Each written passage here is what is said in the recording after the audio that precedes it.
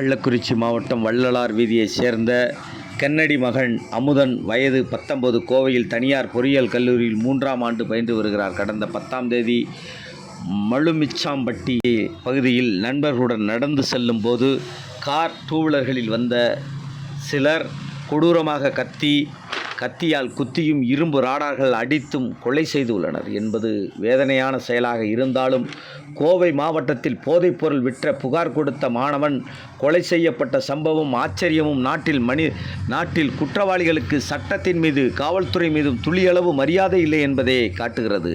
மாணவர்கள் கொலையை கண்டித்து மார்க்சிஸ்ட் கம்யூனிஸ்ட் கட்சியும் திமுக எதிர்க்கட்சி தலைவரும் சகோதரர் உதயநிதி அவர்கள் கல்லூரி மாணவன் அமுதன் மரணத்திற்கு நீதி கிடைக்கும் வரை பெற்றோர்களுக்கு உறுதுணையாக இருந்து போராடுவோம் என்பது தமிழக மக்கள் மத்தியில் நல்ல வரவேற்பை பெற்றுள்ளது.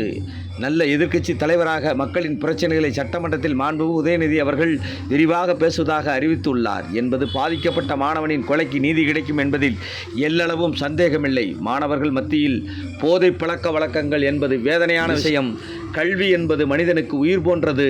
படிக்கும் காலத்தில் தவறான செயல்களில் ஈடுபடக்கூடாது என்பது ஒட்டுமொத்த மாணவ சமுதாயத்திற்கும் இது ஒரு பாடமாக எடுத்துக்கொள்ள வேண்டும். மாணவர்கள் இந்த நாட்டின் எதிர்கால தலைவர்களாவதை உணர வேண்டும்.